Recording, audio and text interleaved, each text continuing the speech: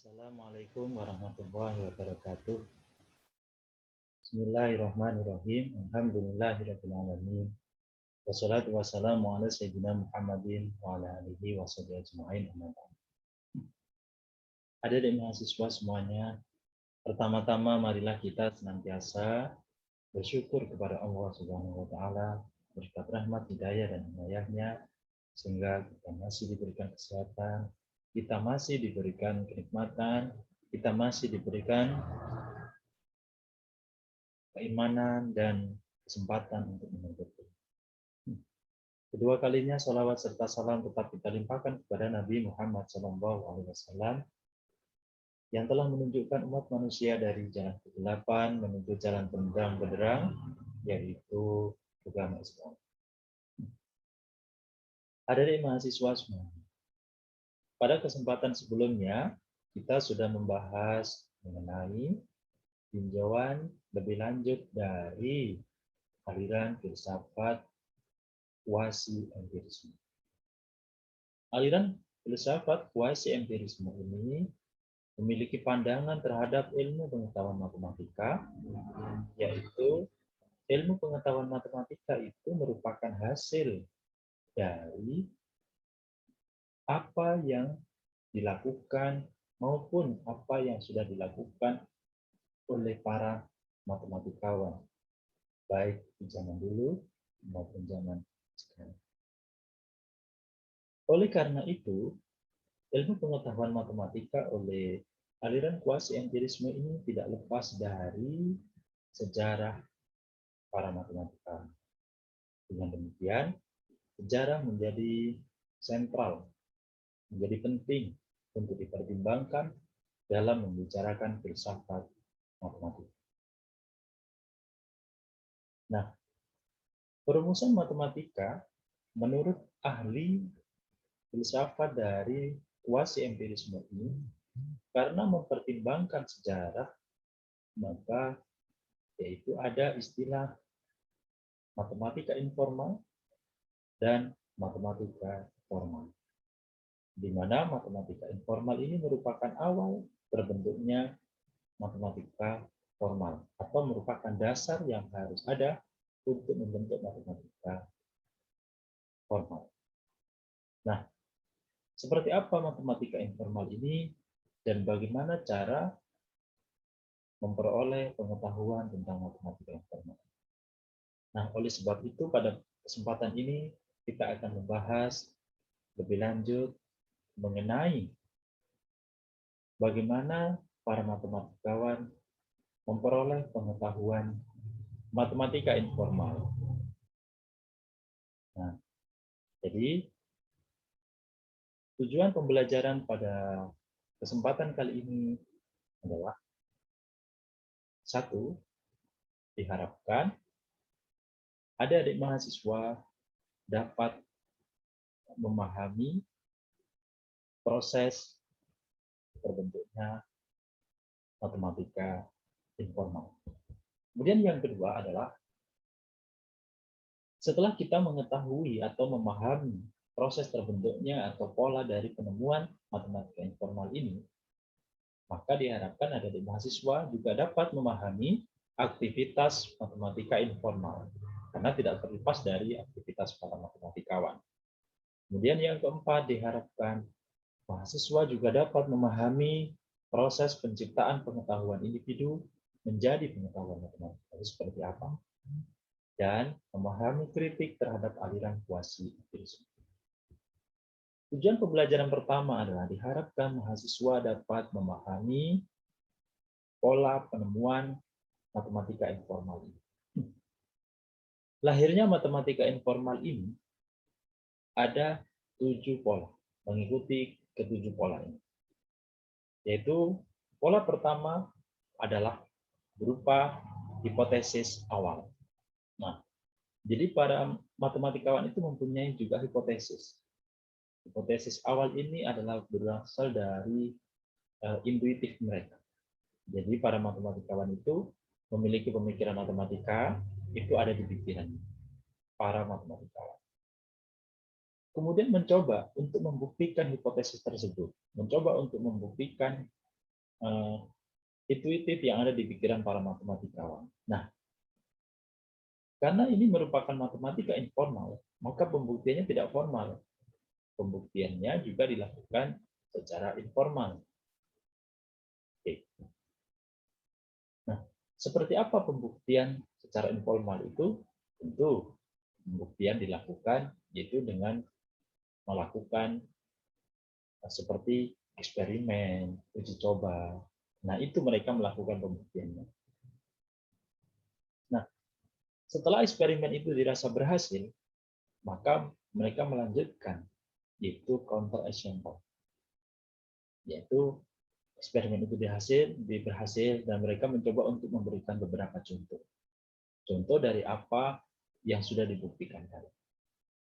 Nah, setelah contoh-contoh tadi itu sudah diadakan, artinya sudah diketemukan, sudah bisa memberikan contoh, maka selanjutnya dilakukan bukti pengujian kembali, yaitu menggunakan lemma.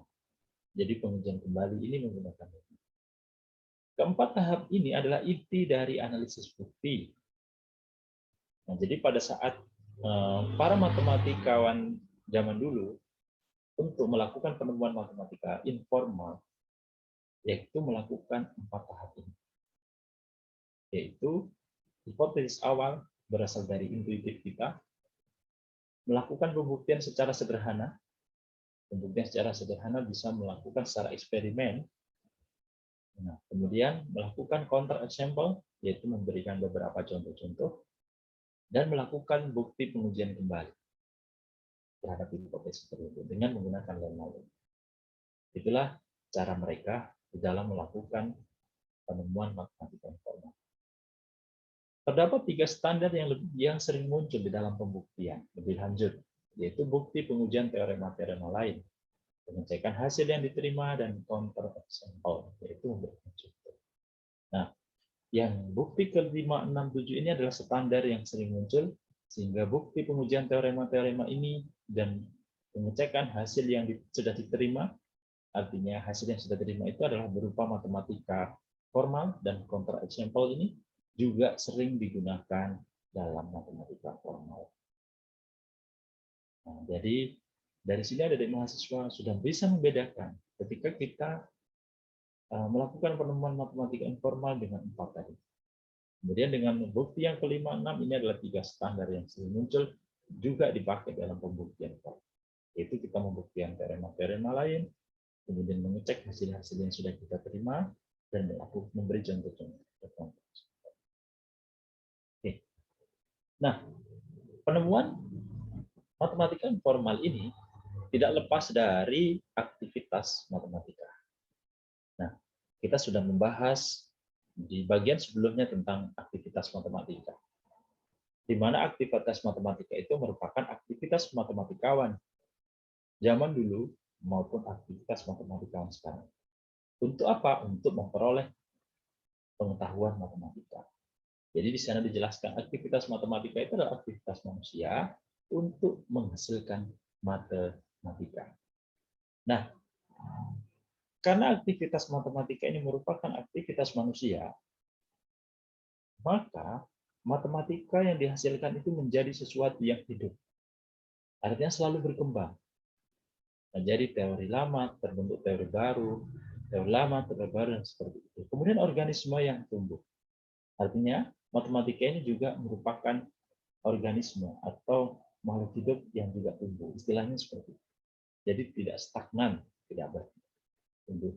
Dan yang memperoleh suatu otonomi tertentu dari aktivitas yang telah menghasilkan matematika. Nah, memperoleh otonomi tertentu berarti memperoleh apa? Otonomi itu artinya adalah kebebasan tertentu yang untuk menghasilkan matematika. Sehingga matematika itu dapat mengembangkan pertumbuhan otonominya sendiri. Nah, jadi matematika itu tidak dipengaruhi oleh ilmu lain, ilmu pengetahuan lain. Matematika adalah ilmu otonom yang itu dapat berkembang secara seperti suatu makhluk hidup atau organisme yang tumbuh. Nah, jadi kayak manusia tumbuh kan otonom. Nah, tanaman. Lalu pengetahuan matematika juga tidak ada pengaruh, mereka bisa tumbuh, yaitu mengembangkan pertumbuhan hukum ekonomi sendiri melalui apa? Dialektis sendiri. Nah, dari mahasiswa kan sudah memahami apa dialektis itu pada sebelumnya, yaitu dialektis itu artinya adalah munculnya suatu ilmu pengetahuan, kemudian mendapat kritik. Dari kritik itu, maka muncul lagi ilmu pengetahuan yang baru. Kemudian baru ini dikritik lagi, muncul lagi. Maka itulah yang disebut dengan dialektik dengan dirinya sendiri. Sehingga dari situlah akan berkembang. Oke. Nah, aktivitas-aktivitas manusia yang menghasilkan matematika, sehingga matematika itu merupakan suatu organisme yang tumbuh, yang berkembang. Aktivitas manusia ahli matematika sebagai nampak dalam sejarah hanyalah suatu perwujudan meraba-raba dialektis yang menakjubkan dari ide-ide mereka. Nah, jadi matematika informal yang dihasilkan oleh para matematikawan zaman dulu melalui dialektis ini itu adalah sebagaimana nampak dalam sejarah, merupakan perwujudan dari dialektis untuk meraba ide-ide matematika. Nah, jadi mereka itu melakukan dialektis terhadap idenya sendiri. Saya punya ide A, kemudian ada dikritik, oh begini kekurangannya, maka muncul pengetahuan baru, matematika baru, dan dikritik lagi. Nah, oleh sebab itu, tetapi beberapa ahli, jika ia mempunyai talenta, ide cemerlang, cerdas, komunikasi, merasakan, dan mematuhi dialektis dari ide tersebut. Jadi para matematikawan itu, berdasarkan sejarah ini, mereka itu mempunyai talenta. Contoh, Euclid. Euclid itu melalui intuisi, kecerdasannya, bisa menemukan geometri Euclid. Kemudian Al-Khwarizmi, dengan talentanya, ide cemerlangnya, juga menemukan tentang aljabar, mencetuskan tentang lahirnya trigonometri. Nah, disitulah para matematikawan sejarah itu, yaitu mempunyai talenta, ide cemerlang, cerdas, dan komunikasi, merasakan dan mematuhi dialektis ini dari ide-ide. Nah, jadi ada dari mahasiswa, nah kita bisa melakukan dialektis dari ide kita. Ketika kita punya ide, kita kritik sendiri, kemudian kita dari kritik itu muncullah pengetahuan baru. Dikritik lagi, nah dari situlah kita bisa mengembangkan ilmu pengetahuan. Nah, karena proses untuk memperoleh matematika informal ini dimulai dari individu, dari para ahli matematika, maka yang menjadi pertanyaannya adalah bagaimana mengubah temuan individu ini menjadi pengetahuan matematika. Itu kan penting. Seperti geometri Euclid, bagaimana geometri Euclid ini mengubah dari penciptaan individunya bisa menghasilkan pengetahuan matematika. Lakatos tidak menawarkan teori psikologis penciptaan atau penemuan matematika, karena ia tidak berhubungan dengan asal-usul aksioma, definisi, dan dugaan di dalam pikiran individu. Di mana Lakatos ini adalah fokusnya adalah pada proses yang mengubah penciptaan individu menjadi pengetahuan matematika yang diterima oleh masyarakat umum. Nah, yaitu bagaimana proses mengubah penciptaan individu menjadi pengetahuan matematika yang diterima oleh masyarakat umum, yaitu suatu proses yang terpusat menyangkut kritik dan perumusan kembali. Nah, jadi ketika para matematikawan ini mempunyai intuisi, pemikiran tertentu tentang matematika dengan 4 tadi, yaitu punya hipotesis, kemudian dari hipotesis tadi, yaitu menggunakan bukti sederhana. Bukti sederhana ini bisa eksperimen. Kemudian dari eksperimen mereka memberikan contoh, counter example.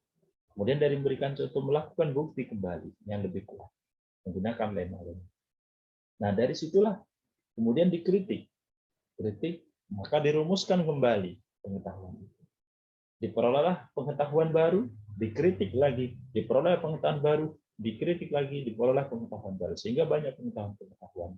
Nah, itulah suatu proses penciptaan dari pengetahuan individu menjadi pengetahuan matematika yang diterima oleh masyarakat umum, yaitu setelah melalui kritik dan dirumuskan kembali.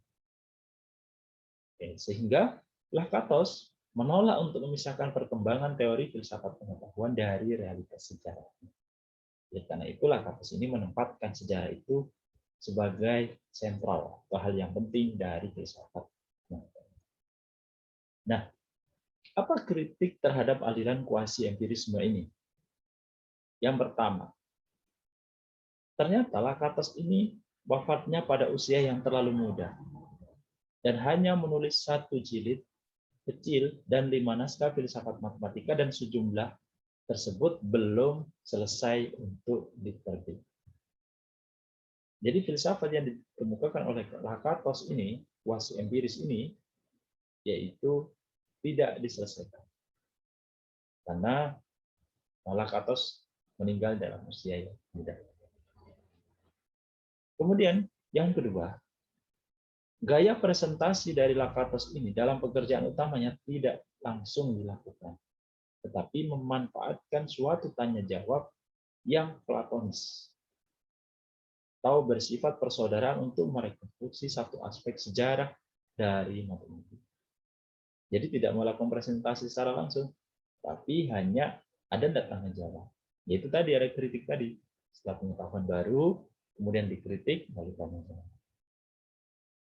Nah, akibatnya dari kritik kuasi empirisme ini, dengan demikian Lakatos telah mewariskan satu filsafat yang tidak sempurna dari matematika, jauh dari dikerjakan secara penuh atau ditekuni.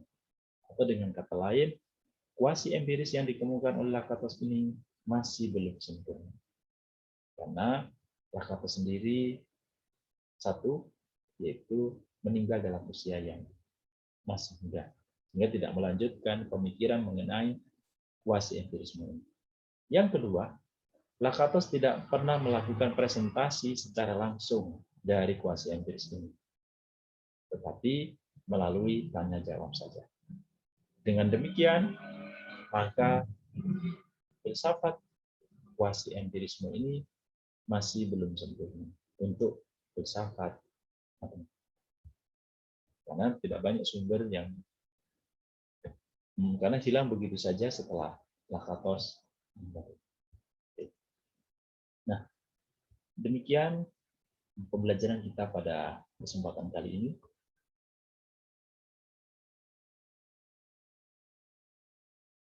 Oke. Dari apa yang sudah kita pelajari tadi, tentu ada dari mahasiswa sudah menyimak mengenai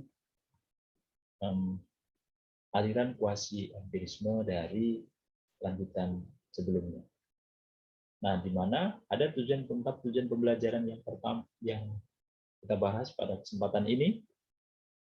Dari tujuan itu, yang pertama adalah mahasiswa paham tentang pola penemuan matematika informal, yaitu mengikuti hipotesis awal, melakukan pembuktian sederhana melalui eksperimen, kemudian melakukan counter example mencari contoh-contoh, dan melakukan bukti pengujian kembali. Oke. Sedangkan untuk matematika formal itu banyak dilakukan yaitu bukti untuk suatu teorema dan pengecekan kembali hasil yang sudah diterima serta memberikan contoh. Kemudian, penemuan matematika informal ini tidak terlepas dari aktivitas matematika, di mana aktivitas matematika merupakan aktivitas manusia yang menghasilkan matematika. Oleh sebab itu, matematika ini merupakan sesuatu yang hidup dan terus berkembang. Dan perkembangannya itu dilakukan yaitu secara otonom. Di mana otonom ini adalah matematika bisa mengembangkan dirinya sendiri atau ilmu pengetahuan matematika sendiri melalui dialektis sendiri. Oke. Akan tetapi